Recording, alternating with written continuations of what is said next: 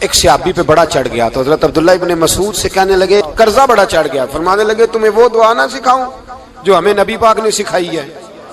فرمایا اگر تمہارے اوپر پہاڑ کے برابر بھی قرضہ ہوگا تو اللہ تمہارے قرضے کا بندوبست فرما دے گا. پر مسئلہ یہ ہے دعائیں یاد کرنی پڑتی ہیں اور پڑھنی پڑتی ہیں. یاد کرنی پڑتی ہیں اور ہم ہیں تعویذ پہ لگے ہوئے کہ کچھ لکھ کے دے دیں تاکہ باندھ لوں. دعا سکھائی نبی پاک نے کیا فرمایا اللہم اکفنی بحلالک عن حرامک واغننی بفضلک عمن سواک. فرمایا یہ دعا مانگا کرو اے اللہ مجھے کفایت کرنے والا رزق عطا فرما اور مجھے حرام سے بچا اور مجھے اپنے فضل کے ساتھ دوسروں سے بے نیاز کر دے. یعنی اس کا سادہ ترجمہ یہ ہے کہ اللہ بندوں کا محتاج نہ کر مجھے اپنا محتاج. فرمایا یہ دعا پڑھو ادائے قرض کے لیے. ادائے قرض کے لیے یہ دعا پڑھو. اللہ تبارک و تعالی پہاڑ کے برابر بھی قرضہ ہوگا تو تمہیں اللہ اس سے نجات عطا کر دے گا. نبی پاک صلی اللہ تعالی علیہ وسلم نے ایک حدیث میں غصے کی دعا بھی بتائی ہے. ویسے میرے خیال میں لوگوں کو غصہ نہیں آتا آج کل. غصہ نہیں آتا. لوگوں میں تکبر آ گیا ہے. اپنے سے چھوٹے پہ غصہ آتا ہے اپنے سے تگڑے پہ کیوں نہیں آتا. جس آدمی نے گلی پہ خیرات مانگنے والے پہ غصہ کیا وہ ایس ایچ او صاحب پہ کیوں نہیں کرتا. غصہ تو غصہ ہے نا سب پہ ہونا چاہیے لیکن بڑا سمجھدار غصہ ہے. غریب آدمی کو دیکھ کے غصہ آتا ہے امیر آتا ہے تو غصہ نکل جاتا ہے. تو میں تو کہتا ہوں لوگوں کو غصہ اگر تجھے غصہ آتا ہے تو مار دیوار کے ساتھ ٹکر تیرے غصے کی سمجھ آئے. یہ کس قسم کا غصہ ہے جو غریب پہ ہی ہاتھ اٹھا رہا ہے. تو خدا را خیال فرما. غریبوں کے حق میں بڑا غصہ مجبوروں کے حق میں بڑا غصہ ماتحتوں پر. اور اگر چودھری صاحب آ جائیں تو پھر بہانہ بنا لیتے کہتے غصہ تو مینوں بڑا آیا سی پھر میں کیا میرے گھر آیا ہے پھر بہانہ بنا لیا. ایسے نہیں کرو. نبی پاک صلی اللہ علیہ وسلم نے دعا سکھائی بخاری میں. فرمایا جب غصہ آئے تو پڑھا کرو اعوذ باللہ من الشیطان. آتی ہے نا دعا ماشاءاللہ اعوذ باللہ من الشیطان. جب غصہ آئے تو یہ والی دعا پڑھ لیا کرو. نبی پاک علیہ الصلوۃ والسلام نے ارشاد فرمایا کہ جب تمہارے بھائی کو چھینک آئے نا تو چھینک آنے والے کو کہنا چاہیے الحمدللہ.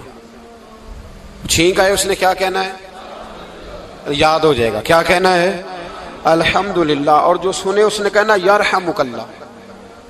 کیا کہنا ہے یرحمک اللہ. اللہ تجھ پہ رحم کرے. یہ پڑھنا ہے اس نے. حضرت عبداللہ بن مبارک رحمۃ اللہ تعالی علیہ نا دریا کے کنارے کھڑے تھے.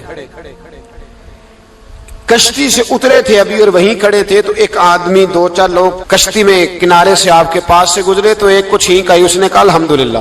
اب سنت ہے کہ جواب دو یرحمک اللہ. اللہ تیرے اوپر رحم فرما. جواب دینا تھا لیکن وہ کشتی تیزی سے گزر گئی.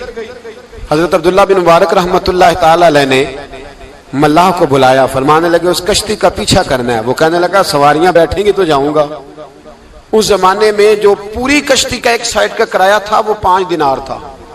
فرمانے لگے تو نہ اس طرح کر اسپیشل مجھے لے جا بٹھا کے. کیا لے گا. اس نے کہا 20 دینار لوں گا. فرمایا 20 ہی دوں گا. اس کشتی کا پیچھا کیا اور جس آدمی کو چھینک آئی تھی نا اس سے جا کے یرحمک اللہ کہا. اس نے جواب میں جزاک اللہ کہا. تو آپ فرمانے لگے میرا کام ہو گیا واپس چل. ملا دنیا دار تھا وہ سوچنے لگا. پہلے تو اس نے سوچا میرا کیا ہے 20 دینار تو ان کے گئے ہیں. لیکن جب اترنے لگے نا تو 20 دینار دیے یا 20 درہم دیے تو وہ کہنے لگا حضرت جی صرف ایک لفظ کہنے کے لیے آپ نے اتنا پیسہ خرچ کر دیا. فرمایا لفظ کہنے کے لیے نہیں اپنے مصطفیٰ کی سنت ادا کرنے کے لیے.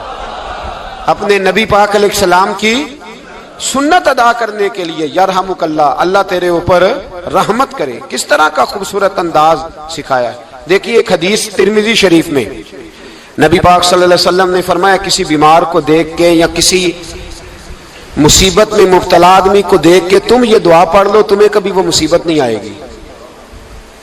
کیسی خوبصورت دعا ہے.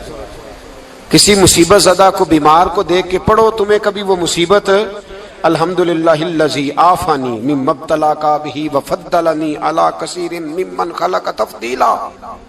اللہ تعالیٰ کا شکر ہے جس نے مجھے اس مصیبت سے عافیت دی اور اس بیچارے کو یا تجھے اللہ نے مبتلا کیا اور اللہ نے مجھے اپنی بہت ساری مخلوق پہ فضیلت دی ہے. یعنی اللہ نے مجھے بڑا اچھا رکھا ہوا ہے. یار میں تو الحمدللہ بڑا اچھا ہوں، دیکھو بیچارہ. یعنی یہ دعا بھی ہے اور اپنے اوپر شکر ادا کرنے کا ایک. اعلیٰ حضرت فاضل بریلوی رحمت اللہ تعالی علیہ کو نا گلے کے اندر چھوٹی چھوٹی 2 پھنسیاں نکل آئیں. تو اس زمانے میں طاعون کا مرض پھیلا ہوا تھا. ایک بڑے قابل حکیم کو لایا گیا. انہوں نے چیک کر کے کہا آپ کو تو طاعون ہو گیا ہے. فرمانے لگے چل دوڑ جا، مجھے طاعون نہیں. اس نے کہا جناب یہ گلے پہ بنا ہوا ہے اور سب کو پتا ہے آج کل پھیلا ہوا. فرمایا سب کو ہو سکتا ہے، مجھے نہیں ہو سکتا. کیوں؟ فرمانے لگے ایک بندے کو طاعون ہوا تھا تو میں نے اسے دیکھ کے وہ دعا پڑھ لی تھی جو نبی پاک نے بتائی ہے. لہذا حضور کا فرمان ہے تو مجھے ہر بیماری آ سکتی ہے پر یہ بیماری آ سکتی. وہ شخص کہنے لگا جی منہ میں بھی گلٹیاں چلی گئی ہیں، کھول نہیں رہا، کیا ہوگا؟ اعلیٰ حضرت نے کالی مرچ منگوائی، اسے پیس کے زبان کے نیچے رکھا تو ساری بیماری دور ہو گئی. فرمانے لگے بلاؤ نا ذرا اس حکیم کو جو کہتا تھا طاعون ہو گیا ہے. وہ تو صحیح ہوتا ہی نہیں اتنی جلدی. فرمایا ہر چیز بدل سکتی ہے پر میرے نبی کا فرمان نہیں بدل سکتا. میرے رسول پاک علیہ السلام کا فرمان نہیں بدل سکتا. تو عزیز دوستو نبی پاک اب بڑی خوبصورت بات آئی، ساری خوبصورت تھی، بڑی پیاری بات آئی. دنیا میں سب سے حسین چہرہ اللہ نے اپنے رسول کو عطا فرمایا ہے. نبی پاک کا چہرہ بھی حسین ہے. مکھ چند بدر شاہ شانی ہے، متھے چمک دی لاٹ نورانی ہے، کالی زلف تے اکھ مستانی ہے، مخمور اکھی ہے مد بھری. پیارا چہرہ ہے. حضور کا جتنا چہرہ پیارا تھا اتنے ہی حضور کے اخلاق بھی بڑے پیارے تھے. لیکن میرے نبی پاک علیہ السلام جب آئینہ دیکھتے، کیا دیکھتے؟ حضور جب آئینہ دیکھتے. ہمارے نوجوان بھی سارا دن آئینے کے آگے کھڑے رہتے، کبھی بال اس طرح کے بناتے ہیں کبھی اس طرح. تو میرا کئی دفعہ دل کرتا ہے کہ میں ان سے کہوں کہ تو آئینے کو کہہ رہا ہے جھوٹ بول، پر وہ کیسے بولے؟ تو کہہ رہا ہے آئینے کو کہ تو کیا سب سے پیارا تو ہی لگ رہا ہے، پر وہ کیسے بولے؟ اس نے تو سچ بتانا ہے. ان کو آئینہ جو دکھایا تو برا مان گئے. تو میرے عزیز یاد رکھیے گا نبی پاک صلی اللہ علیہ وسلم بھی آئینہ دیکھتے. آئینہ دیکھنا حضور کی سنت ہے. کوئی سنت سمجھ کے آئینہ دیکھے گا تو ایک دفعہ دیکھنے پر 100 شہیدوں کا ثواب ملے گا. لیکن نبی پاک صلی اللہ علیہ وسلم آئینہ دیکھتے کیا کہتے؟ اللہم انت حسنت خلقی فحسن خلوقی. یا اللہ، یہ دیکھیں حضور نے ہمیں سکھایا ہے. یا اللہ جس طرح تو نے میری صورت اچھی بنائی ہے میری سیرت بھی اچھی بنا دے. یہ ہمیں سکھانے کے لیے دعا. یا اللہ جس طرح صورت اچھی بنائی ہے، جس طرح تو کہتا ہے نا اس دفعہ اس وقت دیکھ لو کپڑوں پہ کوئی داغ نہیں، تو دعا کیا کر باطن کے بھی اللہ داغ دور فرما دے، یہ والا سارا معاملہ بھی ٹھیک ہو جائے. آخر کی طرف آتا ہوں. فرمایا جب کھانا کھانے لگو تو دعا مانگو. اور ایک روایت میں فرمایا یہ دعا پڑھ لو، کھانے میں زہر بھی ہوگا تو تم پہ اثر نہیں کرے گا. کھانے پہ ایسے میں بڑی تکلیف سے کہتا ہوں کہ آج بھی ہمیں کہنا پڑتا ہے کہ بہت سارے لوگ ایسے ہیں جو ابھی بھی کھانے سے پہلے بسم اللہ نہیں پڑھتے. یار بڑے افسوس کی بات نہیں؟ بڑے افسوس. حضور نے دعا سکھائی، میں یہ دعا پڑھو گے تو زہر بھی ہوگا تو اثر نہیں کرے گا. بسم اللہ الذی لا یضر مع اسمہ شیء فی الارض ولا فی السماء یا حی یا قیوم، جس کی برکت سے زمین و آسمان میں کوئی چیز بھی نقصان نہیں دیتی. اور اے اللہ اے ہمیشہ زندہ رہنے والے اور قائم رہنے والے. یہ نبی پاک علیہ السلام. اور ایک حدیث میں اور بھی دعا آئی ہے. بسم اللہ شریف تو خیر بخاری میں موجود ہے، مسلم میں موجود ہے. بسم اللہ والا بارکۃ اللہ بھی ایک حدیث میں نبی پاک صلی اللہ علیہ وسلم نے ارشاد فرمایا. اور جب کھانا کھا چکے پھر کہا دعا مانگو الحمدللہ الذی اطعمنا وسقانا وجعلنا من المسلمین. اللہ تعالیٰ کا شکر ہے جس نے ہمیں کھلایا بھی پلایا بھی اور مسلمان بھی بنایا. حضرت مرزا مظہر جانے جانا فرماتے ہیں کہ بارش ہوئی تھی تازی تازی، دلی میں تازی تازی بارش ہوئی تھی. ایک بابا لکڑی کے جوتے پہنے کھڑا ہوں، اللہ اللہ اللہ اسی کسے دے کچھ بھی نہیں لگ دے نہ کوئی ساڈا دردی. بابا مست ہو کے جا رہا، اللہ اللہ کرتا جا رہا. ایک طوائف اپنے کوٹھے سے اتر کے تو سیڑھیوں پہ بیٹھی تھی، ساتھ اس کا یار بھی بیٹھا تھا. بابا اپنی مستی میں جا رہا ہے تو بابا جی کے پیروں سے کچھ مٹی اڑی تو اس عورت کے کپڑوں پہ پڑ گئی. پرواہ نہیں، بزرگ گزر رہے. وہ یار اس کا دوڑا ہوا آیا، اس نے آ کے تھپڑ مارا. کا خیال نہیں سارے اس کے کپڑے آلودہ کر دیے، تو کدھر تیرا دماغ نہیں ٹھیک؟ بابے نے نظر اٹھائی، کہا بیٹے میں نے دیکھا نہیں، چل اللہ تیرا بھلا کرے، تو نے بدلہ لے لیا. بابا جی چپ کر کے وَإِذَا خَاطَبَهُمُ الْجَاهِلُونَ قَالُوا سَلَامًا، چپ کر کے گزر گئے۔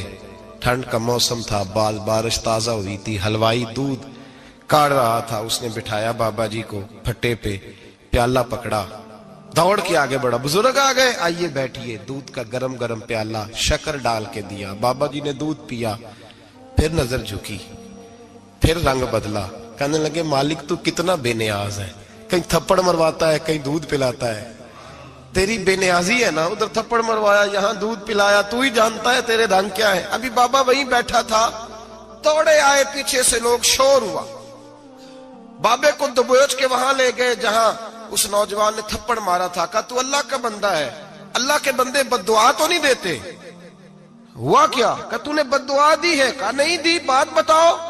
کہنے لگے اس نے تجھے تھپڑ مارا ہے، چھت پہ چڑھا ہے، پیر پھسلا ہے، گردن کے بل گرا ہے، منکا ٹوٹ گیا، مر گیا ہے، تو نے بد دعا دی ہے۔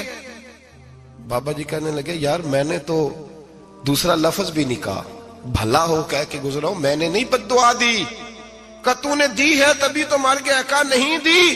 کہا بابا تو بزرگ آدمی ہے، سچ بول۔ تو بابا جی کہنے لگے سچ سنو، پھر میں آ رہا تھا، میرے پیروں سے مٹی اڑی، اس کے یار کے کپڑوں پہ پڑی، اسے برا لگا، اس نے مجھے مارا، جب اس نے مجھے مارا تو میں کوئی لاوارث تو نہیں تھا، جب اس نے مجھے مارا تو میں کوئی لاوارث تو نہیں تھا، مجھے دشمنوں نہ چھیڑو، میرا ہے کوئی جہاں میں ابھی پکار لوں گا، نہیں دور ہے مدینہ، اس نے مجھے مارا تو میں کوئی لاوارث تھا کہ میرا بدلہ کوئی نہ لیتا، اس نے مجھے مارا ہے تو میرے یار کو برا لگا تو اس نے اسے مار دیا ہے، میری تو غلطی کوئی نہیں، یاروں کا جھگڑا ہے، یہ تو دوستوں کا جھگڑا ہے، یہ تو یاروں کا جھگڑا ہے، کوئی غلطی نہیں میری، کوئی غلطی نہیں، خش خش جنہ قدر نہیں میرا، اے میرے صاحب نو وڈیاں، میں تے گلیاں دا روڑا کوڑا، میں گلیاں دا روڑا کوڑا، میں نو محل چڑھایا ہے سائیاں، میں نو محل چڑھایا ہے سائیاں۔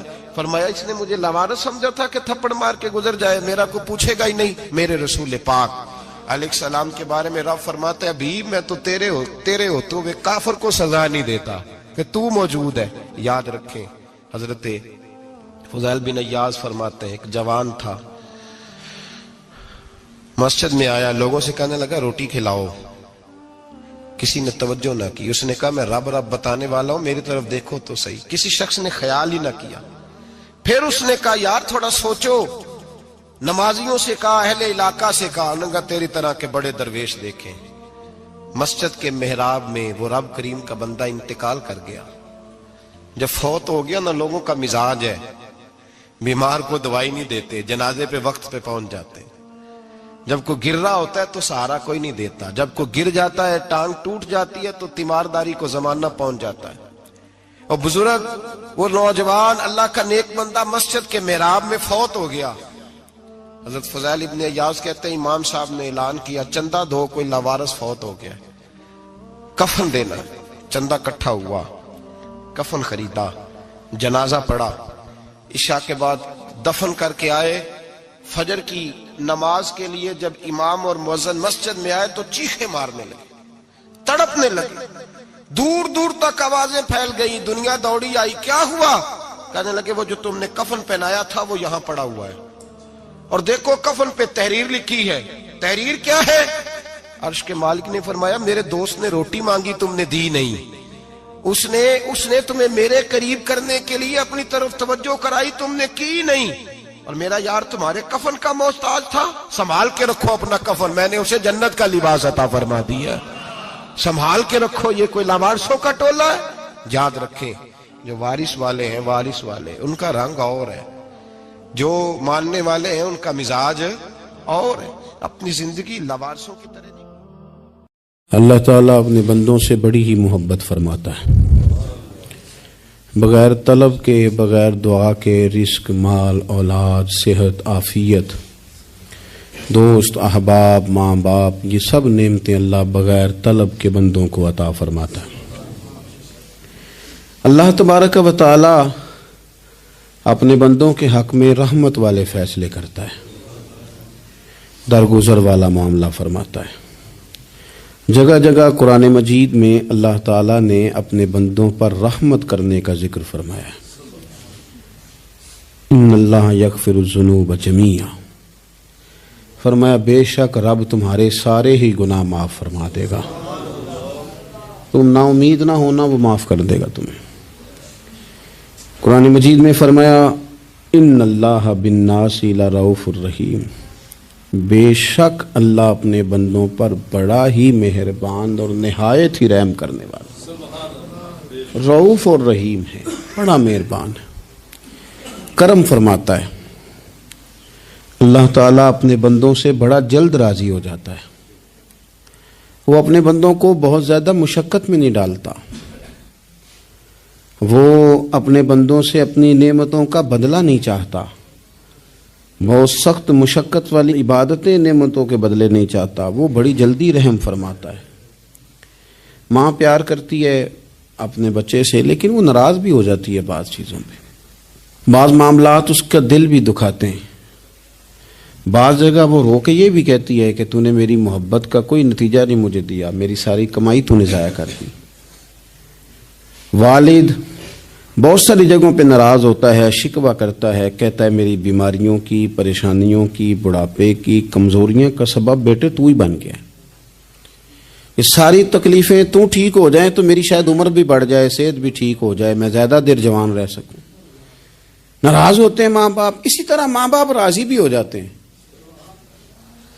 وہ بڑی جلدی راضی ہو جاتے ہیں۔ میں اکثر کہتا ہوں کہ والد کو راضی کرنے میں 5-7 منٹ لگ جاتے ہیں، اماں تو 1.5-2 منٹ میں راضی ہو جاتی ہے، ابا جی کو 5-7 منٹ لگتے ہیں، کئی دفعہ کہنا پڑتا ہے، کوئی دلائل دینے پڑتے ہیں، لیکن والدہ کے لیے تو کچھ بھی نہیں، آپ نیرا جا کے پیروں میں بیٹھ ہی جائیں، کچھ بھی نہ کریں، آپ پورا روئیں نہ، رونے والا منہ ہی بن جائے، تو اماں تو نرم ہی نرم ہے، جس وقت جو مرضی آپ کرا لیں ہو گیا۔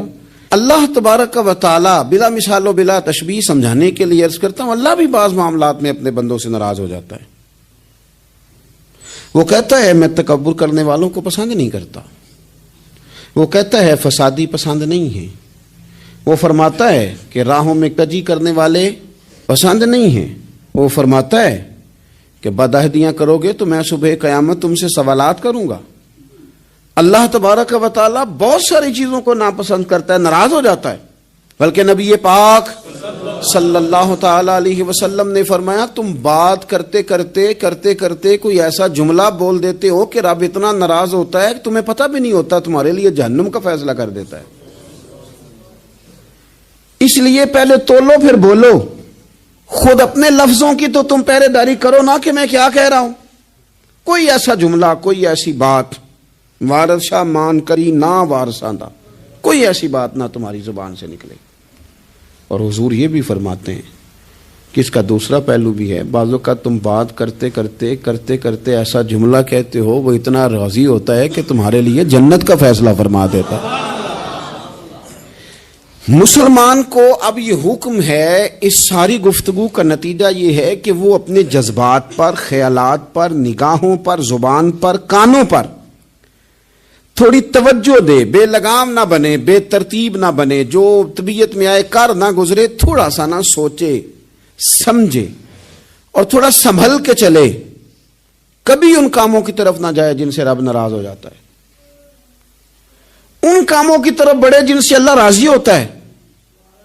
میرے نبی پاک صلی اللہ تعالی علیہ وآلہ وسلم نے ارشاد فرمایا، بعض احادیث میں لفظ یہ ہیں کہ اللہ اپنے بندوں کو دیکھ کے مسکراتا ہے جو اس کی شان کے لائق، جس ترتیب سے ہم مسکراتے ہیں، جس ترتیب سے ہم روتے ہیں، جس ترتیب سے ہم کسی بات کا اظہار تشکر کرتے ہیں، خدا ان باتوں سے پاک ہے۔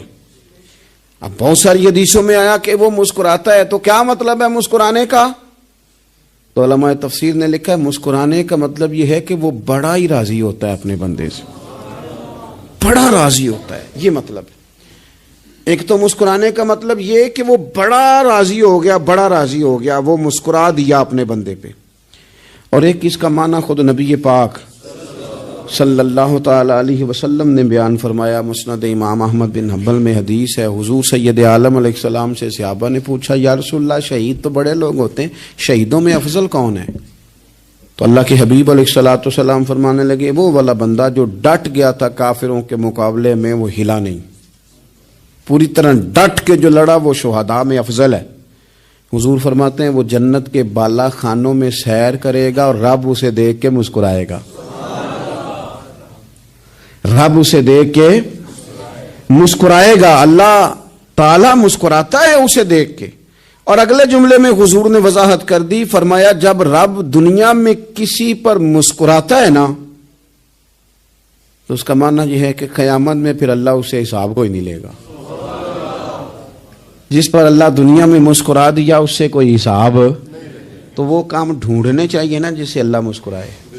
ویسے کبھی ہم ایسا کرتے ہیں کہ نہیں کہ کسی کو راضی کیا جائے؟ یہ کام ہم کرتے ہیں کہ ہماری کمپنی کا جو سربراہ ہے وہ ہم سے راضی رہے. جس ادارے میں ہم پڑھاتے ہیں اس ادارے کا بڑا ہم سے راضی رہے. یہ کرتے ہیں ہم, اس کے لیے کچھ نہ کچھ ہیلے بہانے ہم کرتے ہیں. برادری, قبیلہ, علاقہ, بستی, لوگ کسی طریقے سے ہمارے ساتھ مطمئن رہیں, کرتے ہیں نا یہ سارے کام. اس میں تھوڑی مشکل بھی ہمیں آتی ہے لیکن کرتے ہیں. کیا کریں, گھر میں بھی کئی دفعہ ایسا ماحول بنانا پڑتا ہے. چلیں ایک اور میٹھی مثال دیتے ہیں, زیادہ سمجھ میں آئے گی. چھوٹا بچہ خوش رہے, آپ اس کے لیے محنت نہیں کرتے. وہ چھوٹا ہے, اس کو خوش کرنا فرض ہے ابا پہ, لیکن وہ کہتا ہے کہ میں نے موٹر سائیکل لینا ہے. چھوٹا ہے, چلا ہی نہیں پائے گا, تو ابا پھر اسے راضی کرتا ہے, کہتا ہے بیٹے چھوٹا سائیکل لے لے, چل میں تجھے اڑانے والا جہاز لے دیتا ہوں. مقصود کیا ہے کہ اس کو ناراض نہیں کرنا, یہ روئے نہ, اس کا دل نہ ٹوٹے. ہو یارو سنو نا میں کیا کہہ رہا ہوں. اگر چھوٹے بچے کے لیے وہ چیزیں ڈھونڈتے ہو, میرے ابا جی نا اپنے نواسے کے لیے کھلونا لے کے آئے تو بچہ بڑا ہی کھیلا, تو ابا جی کہنے لگے لو پیسے پورے ہو گئے میرے. بچے کو پسند بڑا ہے نا, پیسے پورے کر چھڑے نے, دیکھو نا جی کتنا اس کو راضی ہوا ہے. تو انسان کیا کرتا ہے کہ کوشش کرتا ہے چھوٹا بچہ بھی ناراض نہ ہو, تو وہ چیزیں وہ ڈھونڈتا ہے کہ اس کو کیا پسند ہے, چاکلیٹ لے جاؤں, فلاں چیز لے جاؤں, آئس کریم لے جاؤں. تو ایک بچے کے لیے, گھر کے لیے, سربراہ کے لیے اتنی محنت کرتے ہو, تو وہ کام بھی ہمیں ڈھونڈ کے تلاش کرنے چاہیے نا جس سے رب راضی ہوتا ہے, اللہ راضی ہوتا ہے. بتاؤں وہ کون کون سے کام ہیں؟ نبی کریم صلی اللہ تعالی علیہ وسلم نے ارشاد فرمایا 3 لوگ ہیں جنہیں دیکھ کے رب مسکراتا ہے. یا رسول اللہ صلی اللہ علیہ وسلم وہ کون کون سے؟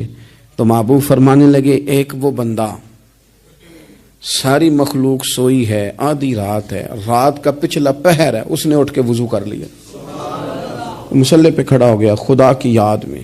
فرمایا اسے دیکھ کے رب مسکراتا ہے جو اس کی شان کے لائق ہے. مسکراتا ہے اللہ. یہ تو سونے کا ٹائم تھا, یہ تو گہری نیند آنے کا وقت تھا, رات کا پچھلا پہر. رات پوے تے بے درداں نو نیند پیاری آوے, تے درد منداں نو یاد سجن دی ستیاں وی آن جگاوے. اور ساون کی کالی راتوں میں جب بوندا باندی ہوتی ہے, وہ راتوں کو اٹھ اٹھ روتے ہیں جب خلقت ساری سوتی ہے. اللہ مسکراتا ہے.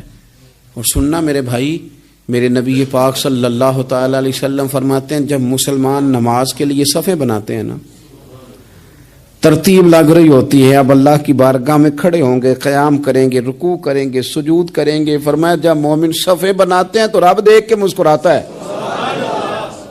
مسکراتا ہے. کمال ہو گئے عروج بندگی کا, جب بندے کو دیکھ کے رب مسکرائے. خدا بندے سے خود پوچھے بتا تیری رضا کیا ہے, مسکراتا ہے. اور میرے نبی پاک علیہ السلام فرماتے ہیں جب مجاہد جہاد کے لیے صفیں سیدھی کرتے ہیں, آج تو یہ رب کے نام پہ مرنے ہی آ گئے, یہ صفوں میں کھڑے ہوں گے, ترتیب سے لڑیں گے, ترتیب سے گلا کاٹیں گے کافروں کا یا شہادت لیں گے.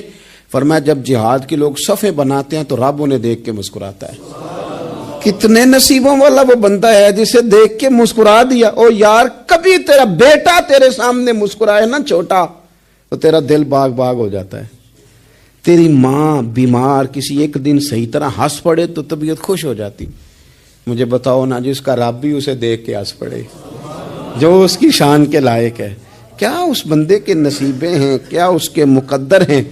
آپ اس مقام پر اپنے آپ کو لائیں. اب دیکھیں نا یہ حدیث آپ نے سن لی, اب ہم نے نا اس طرح صفحے نہیں بنانے جس طرح ساری دنیا, اب ذرا صفحے بھی شوق سے بنائیں گے. اب ذرا تھوڑا سا شوق پیدا کریں گے, بھئی یہ تو میں وہ کام کرنے لگا ہوں جسے دیکھ کے رب مسکراتا ہے. نبی پاک صلی اللہ علیہ وسلم نے فرمایا جب کو بندہ توبہ کرتا ہے نا, ہم توبہ کا رٹا لگاتے ہیں، یا اللہ میری توبہ، یا اللہ. اور توبہ کا تو مطلب یہ ہے کہ پچھلے گناہوں سے پکی توبہ، آج کے بعد یہ غلطی نہ کرنے کا پکا وعدہ. تو نے ساری شب برات رو کے گزاری ہے، بتا سویرے جھوٹ جوڑنے کا ارادہ ہے تیرا؟ آج کے بعد رشوت تو نہیں نہ لے گا، ملاوٹ تو نہیں نہ کرے گا، یہ توبہ ہے. اور اگر سارے کام اسی طرح کرنے تو پھر یہ توبہ کا رٹا ہے، جتنا مرضی لگاؤ. حضرت علی بن ربیعہ رضی اللہ تعالیٰ عنہ فرماتے ہیں میں مولا علی کے ساتھ تھا، مقام حرہ کی طرف جا رہے تھے، حضرت علی نے ہاتھ اٹھا کے دعا مانگی ہماری تعلیم کے لیے، ورنہ حضرت علی ہم صحابہ کو محفوظ عن الخطا تو مانتے ہیں نا. ہاتھ اٹھا کے کہا اے اللہ ہمارے گناہ بخش دے، تیرے علاوہ کوئی معاف کرنے والا نہیں.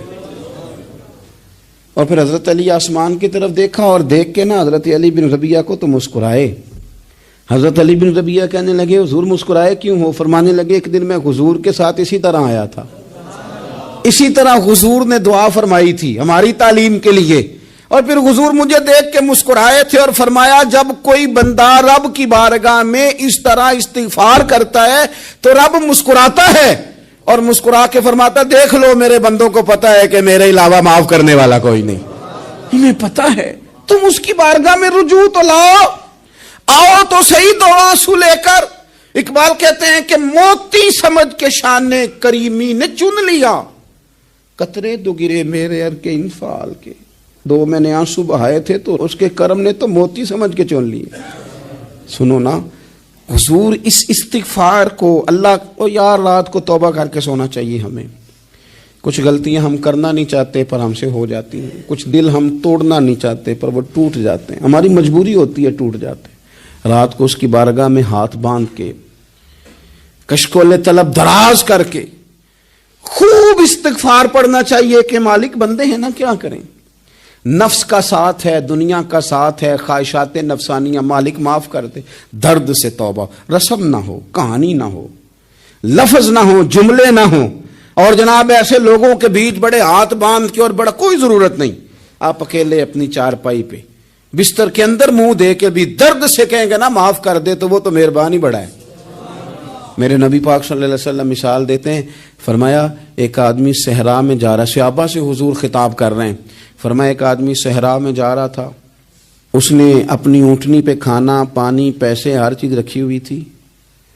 صحرا تھا بہت بڑا، درمیان صحرا کے گیا تو تھوڑا سا سستانے کے لیے آرام کرنے کے لیے اونٹنی سے نیچے اترا.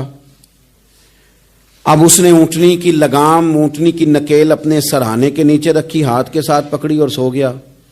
تھوڑی ہی دیر کے بعد جب اس کی آنکھ کھلی تو دیکھا اونٹنی غائب ہے. صحرا میں وہ پیدل نہ آگے جا سکتا ہے، نہ پیچھے جا سکتا ہے، نہ دائیں نہ بائیں، کھانے کو روٹی نہیں، پینے کو پانی کا قطرہ نہیں، تھوڑا ادھر بھاگا ادھر بھاگا، تھک گیا. کریم محبوب فرماتے ہیں وہ پوری طرح نڈھال ہو گیا اور مایوس ہو گیا، معاذ اللہ. مایوس ہو کے دوبارہ اسی جگہ آ کے لیٹ گیا جہاں پہلے لیٹا تھا. انتظار کرنے لگا کہ اب موت ہی آئے گی، آخری وقت ہے، اب نہ میں پیدل یہ صحرا کراس کر سکتا ہوں، نہ پیچھے جا سکتا ہوں، نہ کھانا ہے نہ پانی ہے، سوائے موت کے کوئی سہارا نہیں. حضور فرماتے ہیں وہ رستے میں دوبارہ لیٹ گیا. اچانک اس نے رخ بدلا تو اونٹنی سامنے کھڑی تھی. حضور نے صحابہ سے پوچھا بتاؤ نا اسے بھلا کتنی کو خوشی ہوگی؟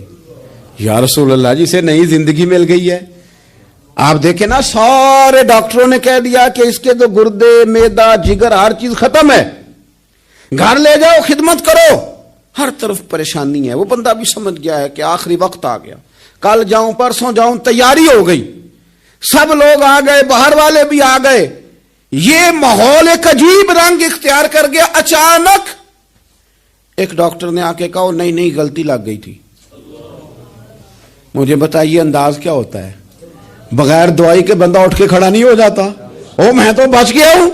نبی پاک صلی اللہ علیہ وسلم فرمانے لگے اس کی اونٹنی مل گئی، بتاؤ بھلا اسے کتنی خوشی ہوگی؟ یا رسول اللہ وہ تو دوبارہ دنیا میں آ گیا. حضور فرمانے لگے اسے کچھ بھی خوشی نہیں ہوئی. جب کوئی رب کا گناہ گار بندہ آ کے توبہ کرتا ہے، رب کو اس سے کئی گنا زیادہ خوشی ہوتی ہے. میرا بندہ آ گیا ہے، میرا بندہ آ گیا ہے، میرے گھر آ گیا. اس نے آنسو بہائے ہیں اس نے کہا اللہ میں تیرا ہی ہوں، تیرا ہی رزق کھاتا ہوں، تیری ہی زمین پہ رہتا ہوں، تیرے نام سے میری سانسیں چلتی ہیں۔ وہ آ گیا، فرمایا اس اونٹنی والے سے زیادہ رب کو خوشی ہوتی ہے جب گناہگار آ کے توبہ کرتے۔ گناہگاروں کے آنسو اس کی بارگاہ میں بڑے مقبول ہیں، لیکن ہم رسم ادا کرتے ہیں، توبہ نہیں کرتے۔ ہم اپنے آپ کے ساتھ دھوکہ کرتے ہیں، جھوٹ بولتے ہیں۔ ہم بندہ کوئی ناراض ہو جائے تو ہمیں کو نہیں نیند آتی، اس کے گھر چلے جاتے ہیں۔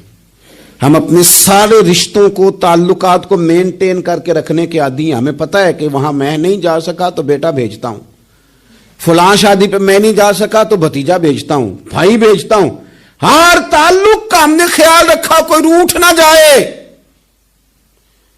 لیکن کمال ہے نا، یہ نہیں سوچا کہ اگر رب روٹھ گیا تو جب وہ روٹھ جائے نا تو سارے رشتے بھی بندے کے پاس موجود ہوں تو کوئی کارآمد نہیں ہوتا، پھر کروڑوں روپیہ جیب میں ہوں تو ڈاکٹروں کی دوائیاں اثر نہیں کرتی۔ وہ روٹھ جائے تو پھر انسان اس طرح سے پھسلتا ہے کہ بڑے بڑے اس کے پاس دروازے ہوتے ہیں پر کسی جگہ اس کا ہاتھ نہیں لگتا۔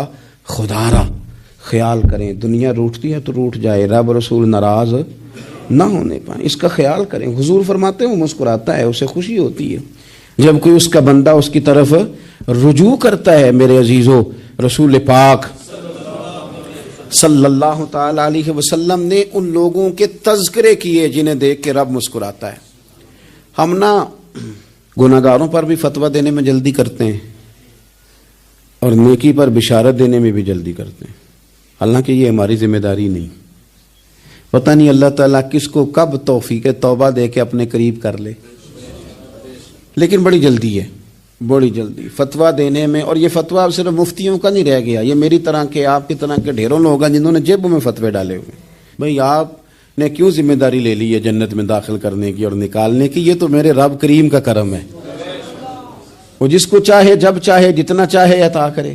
لیکن کچھ لوگ نا بڑے پکے ہو گئے ہیں کہ شاید جو میں سوچ رہا ہوں وہی درست ہے۔ کبھی کبھی کچھ چیزیں عجیب بھی ہوتی ہیں، لہذا خدا کی رحمت پر بھروسہ کر کے بات کرنی چاہیے، اپنی مرضی کے فتوے نہیں داغنے چاہیے۔ وہ دیکھو جی فلانا بندہ یوں کر رہا ہے، آپ کو پتہ ہی نہیں پوری بات کا، آپ کو علم ہی نہیں پوری بات کا۔ حضرت بہاءاللہ نقشبند بخاری رحمت اللہ علیہ فرماتے ہیں میں حج کرنے گیا تو وہاں میں نے ایک آدمی کو کروڑوں کا کاروبار کرتے دیکھا تو میرے دل میں خیال ہے یہاں بھی اللہ اللہ کرنی چاہیے تھی، دنیا داری کر رہا ہے۔ لیکن فرماتے ہیں حج سے فارغ ہوئے تو میں نے دیکھا وہی بندہ سارا کچھ رب کی بارگاہ میں خیرات کر رہا ہے، اور سینکڑوں غریب حاجی ہیں جن کو پورے پورے خرچے دے رہا ہے۔ تو میں نے وہیں اپنی سوچ سے توبہ کی کہ میں کہاں تھا۔ بڑی جلدی کھڑے نہ ہو جائیں۔ حضرت حسن بصری رحمت اللہ تعالی علیہ ارشاد فرماتے ہیں کہ میں دریا کے کنارے گیا تو وہاں میں نے ایک شخص کو دیکھا، وہ اپنی ایک خاتون کی گود میں سر رکھ کے بیٹھا اور قریب ایک بوتل بھی پڑی ہے۔ میرے دل میں معاذ اللہ خیال آیا کہ دیکھو کس انداز میں ایک عورت کے ساتھ یہ ہے، اور پاس بوتل بھی پڑی ہے، جانے شراب ہے۔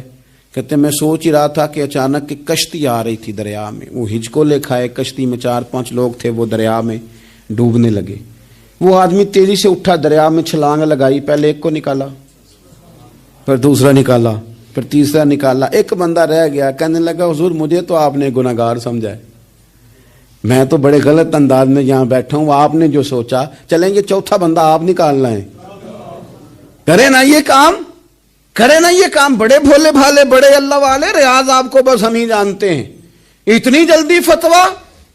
حضرت حسن بصری فرماتے ہیں میں پشیمان ہوا، میں نے کہا مجھے تیرنا نہیں آتا، تو دیر نہ کر، چوتھا ڈوب نہ جائے۔ پھر اس نے چھلانگ لگائی، چوتھا بھی نکال لایا، اور کہنے لگا حضرت آپ نے جلدی کی سوچنے میں، یہ بی بی میری ماں ہے اور یہ سرکے کی بوتل ہے۔ ہم ماں بیٹے کا یہ مشغلہ ہے کہ یہ وہ جگہ ہے جہاں آ کے لوگ مسافر اترتے ہیں، اور یہاں سے کسی کا گھر 100 میل ہے، کسی کا 200 میل ہے۔ ہم صبح سرکہ کھجوریں روٹیاں لے کے یہاں آتے ہیں، مسافروں کی نوکری کرتے ہیں، کوئی پریشان ہو تو مدد کرتے ہیں۔ حضرت خواجہ حسن بصری فرماتے ہیں میں نے معافی مانگی، ان سے بھی مانگی، رب سے بھی مانگی۔ انہوں نے مانگ لی نا بزرگ تھے، پر ہم کو نہیں تیار مانگنے کو۔ ہم ہر وقت بدگمانیاں، وہ فلانا فلانے جرم کرتا تھا، میں اسے اب کیسے نیک مان لوں؟ بھئی اب وہ نمازی ہے، خدا کے گھر آتا جاتا ہے، اب اللہ کی بارگاہ میں حاضر ہوتا ہے، جب رب نے معاف کر دیا تو بھی سوچ بدل جا۔ سنیں حضور کیا فرماتے ہیں، نبی پاک صاحب الاخلاق صلی اللہ تعالی علیہ وسلم فرماتے ہیں، مسند امام احمد بن حنبل دیکھیے، فرمایا رب اس وقت بڑا ہی مسکرائے گا جب قاتل بھی جنت میں جائے گا، مقتول بھی جنت میں جائے گا۔ یا رسول اللہ مقتول تو گیا، یہ قاتل کیسے چلا گیا؟ حضور فرماتے ہیں جائے گا، اور جائے گا اور رب مسکرائے گا جو اس کی شان کے لائق ہے۔ یا رسول اللہ کس طرح؟ تو نبی پاک صلی اللہ علیہ وسلم فرمانے لگے اس نے ایک مومن کو قتل کیا تھا، وہ شہید ہو کے جنت میں چلا گیا، اب اللہ نے بعد میں اسے توبہ کی توفیق دے دی۔ پہلے اس نے کلمہ پڑھا، پھر یہ میدان میں اترا، کافروں سے لڑا، یہ شہید ہوا، رب نے اسے بھی جنت دے دی۔ قاتل بھی جنت میں، مقتول بھی جنت میں، اور بات اتنی انوکھی ہے کہ رب دیکھ کے مسکرا رہا ہے جو اس کی شان کے لائق ہے۔ ہم جلدی میں ہیں، ہم انتظار نہیں کر رہے کہ شاید توبہ کر جائے، ہم انتظار نہیں کر رہے، لیکن میرے عزیز اتنی جلدی نہ کریں۔ سوچوں کا صاف ہونا، ذہنوں کا پاک ہونا، اور لوگوں کے بارے میں گمان کا اچھا ہونا۔ آپ کسی نفسیات کے ڈاکٹر کے پاس چلے جائیں، اسے کہیں ٹینشن بڑی ہے، میں ان کے مضامین پڑھتا رہتا ہوں، وہ سب سے پہلا سبق آپ کو یہ پڑھائیں گے کہ اچھا سوچا کریں۔ اچھا سوچنے سے بندہ تندرست رہتا ہے۔ کس سے بندہ تندرست رہتا ہے؟ ہیں جی واقعی، یعنی اس والے پڑوسی کے بارے میں بھی اچھا سوچنا ہے، گھر میں اس والے کے بارے میں بھی، چھوٹے بھائی کے بارے میں بھی اچھا سوچنا ہے، اور بڑے کے بارے میں بھی اچھا ہی سوچنا ہے۔ یعنی اپنی برادری قبیلے کے بارے میں بھی اچھا سوچیں، جو قبیلے کا نہیں اس کے بارے میں بھی چلیں تھوڑا سا اچھا سوچ لیں۔ اپنے بارے میں تو اچھا سوچا ہے بڑا، میں کہتا ہوں کہ ہم اپنی غلطیوں سمیت اپنے آپ سے بڑا پیار کرتے ہیں، اور دوسرے کی ایک غلطی نظر آ جائے تو ہمیں گھین آنے لگ جاتی ہے۔ آپ جلدی نہ کریں، مالک نے موقع دیا ہے بندوں کو، نہ وہ کسی کا رزق چھین رہا ہے، نہ سانسیں چھین رہا ہے، وہ اپنی زمین پہ چلنے بھی دے رہا ہے، رہنے بھی دے رہا ہے، تو جب اس نے موقع دیا ہے آپ بھی تھوڑا موقع دیں۔ اللہ بڑا کریم ہے، دروازے کھولے گا، اس کے بندے اس کی بارگاہ تک پہنچیں گے۔ بدگمانیاں اور پھر بدگمانیوں کا عروج، اور اس لیول تک جا کے بات کر دینا ہے کہ جہاں سے خوف آئے کہ یار یہ بات نہیں کرنی چاہیے۔ رسول کائنات سرور دو عالم صلی اللہ تعالی علیہ وسلم فرماتے ہیں کہ اللہ مسکراتا ہے۔ دیکھو ہمارے ہاں نا ایک اور بھی مسئلہ بن گیا ہے، میں نے کچھ لوگوں کو نا پکا، میرے پیارے ہیں، محبت ہے مجھے، تو میں چونکہ آپ میری کلاس ہیں، میں مشاہداتی اور تجرباتی باتیں بھی کر لیتا ہوں، اسی کی روشنی میں کئی دفعہ گفتگو بھی تیار کرتا ہوں۔ کچھ لوگوں نے نا پکا ذہن بنا لیا یہ کہنے کا کہ ہاتھ بڑا تنگ ہے، پکا، آپ جس وقت پوچھ لیں ان کا ہاتھ اور بڑا ہی زیادہ تنگ ہے۔ آپ یقین کریں، بہن کا جو خاوند ہے وہ کہہ رہا ہے جا حصہ لے کے آ، تیرے بھائیوں کی کمائی تو نہیں، تیرے ابا کی ہے، لے کے آ۔ وہ بیچاری اس کی منتیں کر رہی ہے، کہتی ہے اگر جاؤں گی نا تو وہ کہیں گے حصہ لے جا، آج کے بعد ہمارے گھر نہ آنا، میرا دروازہ نہ بند کرو، مہربانی کرو۔ اور بھائی سے بات کرتی ہے تو کہتا ہے ہاتھ ہی بڑا تنگ ہے، جب ٹھیک ہوگا تو دے دوں گا۔ نہ کریں یہ ظلم۔ ہمارے اپنے تڑپتے رہتے ہیں اور ہماری دولتیں اندر پڑی رہتی ہیں، ہمارے اپنے چھوٹی چھوٹی ضروریات کے لیے پریشان ہوتے ہیں، لیکن ہم بڑے بڑے بہانے ہیں ہمارے پاس، کہتے ہیں یہ نکما ہے، یہ نکھٹو ہے، یہ کام نہیں کرتا، اس میں فلانا ہے، بے فلانا ہے، بلہذا میں نے نہیں ساتھ چلنا۔ اظہار جب آپ کے اندر پیدا ہوتا ہے نا، اظہار جب کسی کے لیے آپ حساس ہوتے ہیں تو آپ کو بھی سرور حاصل ہوتا ہے۔ نہ کریں یہ کام کہ آپ کو اللہ نے وسعت دی اور ہر وقت آپ ہاتھ تانگ ہونے کا رونا رو رہے ہیں، ہر وقت آپ یہ کہہ رہے ہیں میں بڑی آزمائش میں ہوں، جب خدا نے آپ پہ نہیں ڈالی تو اتنے جھوٹ بولنا صرف اس لیے کہ میرے پیسے بچ جائیں، صرف اس لیے کہانی سنانا کہ حالات میرے بڑے خراب ہیں کہ کوئی بندہ میرے سے کوئی تھوڑا بہت قرض نہ مانگ لے۔ سنو، نبی پاک صلی اللہ علیہ وسلم کے پاس مہمان آ گیا، بخاری مسلم ہے، حضور نے ازواج مطہرات کے گھروں میں پیغام بھیجا، کچھ چیز ہے ضیافت کے لیے؟ یا رسول اللہ کچھ بھی نہیں، یہ دو جہاں کے شاہ ہیں اور پاس کچھ رکھتے نہیں، دو جہاں کی نعمتیں ہیں ان کے خالی ہاتھ میں۔ یا رسول اللہ کوئی چیز بھی نہیں۔ حضور نے صحابہ کے مجمع پہ نظر ڈالی، یا رسول اللہ صلی اللہ علیہ وسلم حکم ہو، تو حضور فرمانے لگے تم میں سے کوئی بندہ ہے جو اسے گھر لے جائے روٹی کھلائے۔ ایک صحابی اٹھے، فوراً حضور میں لے کے جاتا ہوں کھانا کھلاتا ہوں. فرماتے ہیں میرے گھر میں صرف بچوں کا کھانا تھا. یہ نہیں کہ فریزر بھرا ہوا ہے نعمتوں سے، صرف بچوں کا کھانا. یہ نہیں کہ کسی کو دیکھ کے اپنی ہنڈیا پہ برتن دے لیا، صرف بچوں کا کھانا. کہتے ہیں گھر گیا، بیوی سے کہا کیا کیفیت ہے؟ کہنے لگی بچوں کی روٹی ہے. میں نے کہا بچے سلا دے، صبح ناشتہ کر لیں گے. تو کہنے لگی آپ کیا کھائیں گے؟ تو میں نے کہا نہ میں کھاؤں گا نہ تو کھائے گی، مہمان جو نبی پاک کا ہے. کہا اچھا اب ذرا تجویز دیکھو میاں بیوی کی سوجھی آپس میں. کہتے ہیں کھانا لگا دینا کیونکہ ایک آدھ بندے کا کھانا ہے. اپنی غربتوں کا ہر جگہ اظہار کرنا، رونا رونا. یہ دیکھو غربت کیسے چھپائی جا رہی. اس کو کہا نہیں کہ چل تو تھوڑا رحم کھا، تو آیا ہے تو تھوڑا رحم کھا، یہ نہیں کہا اٹھ کے نا تو کھانا رکھنا اور اٹھ کے نا چراغ ٹھیک کرنے کے بہانے بجھا دینا. ہم دنیا والوں کے سامنے کیوں اپنے دکھ بیان کریں؟ ہم جو کہیں گے رب رسول کی بارگاہ میں کہیں گے. تو نا چراغ ٹھیک کرنے کے بہانے. اہلیہ اٹھی، کھانا دینے کے بعد چراغ ٹھیک کرنے کے بہانے بجھا دیا. خامد بھی ہاتھ چلاتے رہے، بیوی کبھی برتن رکھتی کبھی اٹھاتی. پتہ چلے کہ کھانا کھا رہے ہیں، کھانا کھایا جا رہا ہے. کہتے ہیں مہمان پیٹ بھر کے کھانا کھا گیا. یہ کام ہوا رات کے اندھیرے میں. اس وقت ہوا جب چراغ بھی بند تھا، اس وقت ہوا جب کوئی دیکھنے والا نہیں تھا، کسی پڑوسی کو بھی خبر نہیں تھی. فرماتے ہیں صبح کے اجالے میں اس مہمان کو لے کے مسجد نبوی میں نے قدم رکھا تو نبی کریم نے فرمایا رات جو تم نے کام کیا ہے نا اسے دیکھ کے میرا رب بڑا مسکرایا ہے. اللہ بڑا مسکرایا ہے. اللہ تر دامنی پہ شیخ ہماری نہ جائیے، ہم دامن نچوڑ دیں تو فرشتے وضو کریں. یہ شان ہے صحابہ کی. نبی کریم علیہ السلام نے فرمایا رب رات مسکرایا تیرا یہ انداز دیکھ کے، اور اس نے قرآن نازل کیا وَيُؤْثِرُونَ عَلَىٰ أَنفُسِهِمْ وَلَوْ كَانَ بِهِمْ خَصَاصَةٌ. کچھ لوگ وہ ہیں جنہیں بڑی بھی ضرورت ہو تو دوسروں پر اثار کر دیتے ہیں، قربانی دے دیتے ہیں. رب مسکرایا ہے. اندر پیسے رکھے ہوئے ہیں، اندر پیسے رکھے ہوئے ہیں، اور بہن آ کے منت کر رہی ہے کہ بھائی حالات بڑے خراب ہیں، تھوڑی سی مہربانی کر. تو کہتے ہیں بہن پردہ یہ ہے بس. کیسے بتاؤں تجھے حالات، تجھے کیا بتاؤں کام کتنی مشکل سے چلتا ہے. یہ پردہ یہ بس. بہرحال اگر تو نے کہا ہے نا 50,000 تو میں زیادہ نہیں کوئی 20 کو دے دوں گا تجھے، وہ بھی خاصی نیکی کر کے، وہ بھی بتا سکھا کے. رات اماں پہ علیحدہ سے احسان چڑھاؤں گا، ابا پہ علیحدہ سے چڑھاؤں گا کہ تمہاری بیٹی کے ساتھ تعاون کر رہا ہوں. سارے علاقے کو ویسے ہی بتاؤں گا. اور وہ غریبنی بیچاری 20,000 لے کے گھر گئی ہے، پھر سفارشیں کر رہی ہے کہ مہربانی کرو. میں نے ایسے بھی دیکھے ہیں جو پہلے بیوی کو پکڑاتے ہیں تو دے، اس لیے کہ پھر وزیر اعظم تو ڈنڈا نکال لے گا تو بڑا مشکل ہو جائے گا پھر گھر میں رہنا. لہذا وہ یہ تو آگے لگ. یہ کیا لہجہ ہے آپ کا؟ یہ تو کسی کو بھی دیں تو چھپا کے دینے کا حکم ہے. کسی کو بھی دیں تو ہمیں حکم یہ ہے کہ سیدھے ہاتھ سے دینا ہے، الٹے کو خبر. اور یہ جو بالکل ہی اپنے ہیں ان پر تو پردہ پوشی آپ کے لیے ویسے ہی ضرورت تھی. میرے عزیز رب مسکراتا ہے. میرے نبی پاک علیہ السلام نے یہ اعمال ہمیں بتائے جن پر اللہ مسکراتا ہے، خوش ہوتا ہے. اور بعض لوگوں کو حضور نے نامینیٹ کیا.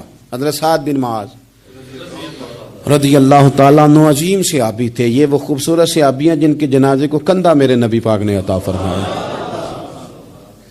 حضور نے کندھا عطا فرمایا.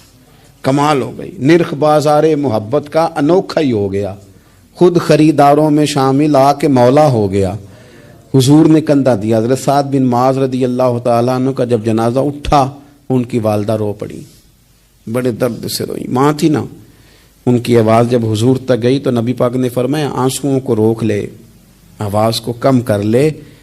تیرے بیٹے کی تو جب روح پرواز ہوئی ہے تو رب مسکرایا ہے. جس کے آنے پہ رب راضی ہو مسکرا دے جو اس کی شان کے لائق ہے.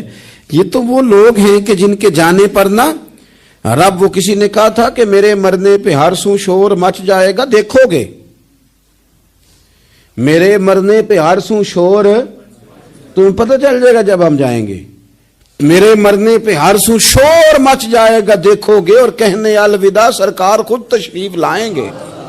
اور درویش کہنے لگے بعد مرندے مکھڑا میرا ہو جاوے جے تازہ، پھر سمجھ لینا محبوب میرے نے آن پڑے ہے جنازہ. اور عاشق کا جنازہ ہے ذرا دھوم سے نکلے اور محبوب کی گلیوں سے ذرا گھوم کے نکلے. فرمایا کہ ان کے تو جانے پہ رب کریم. اور حضور نے ایک دعا بھی دی. حضرت ابو طلحہ، حضرت طلحہ رضی اللہ تعالیٰ عنہ صحابی تھے، ان کا وصال ہو گیا تو حضور نے دعا بھی دی. فرمایا یا اللہ جب میرا طلحہ ہے نا تو اس سے مسکرا کے بات کرنا، یہ تجھ سے مسکرا کے بات کرے جو تیری شان کے لائق ہے. تو اللہ تعالیٰ غائب درجے راضی ہوتا ہے. ایک دفعہ پھر بات دہراتا ہوں، جو میدان میں ڈٹ کے شہید ہو رب اسے دیکھ کے مسکراتا ہے جو اس کی شان کے لائق. جو توبہ صحیح کریں، سچی کریں، رب انہیں دیکھ کے مسکراتا ہے جو اس کی شان کے لائق ہے. جو نماز کے لیے صفیں بنائے رب انہیں دیکھ کے مسکراتا ہے. جو جہاد کے لیے صفیں بنائے رب دیکھ کے مسکراتا ہے. جو لوگ صبح پچھلے پہر اٹھ کے عبادت کریں رب انہیں دیکھ کے مسکراتا ہے. اور جو کبھی کبھی بھوکے رہ کے دوسروں پر قربان کر کے اثار کر دیں رب انہیں دیکھ کے مسکراتا ہے. بہت بڑی فضیلت ہے. اللہ ان سارے کاموں میں سے کسی ایک کام پہ ہمیں بھی لگا دے تاکہ یہ بڑی فضیلت اللہ تعالی ہم گناہگاروں کے حصے میں بھی فرما دے. آخر دعوانا ان الحمدللہ رب العالمین.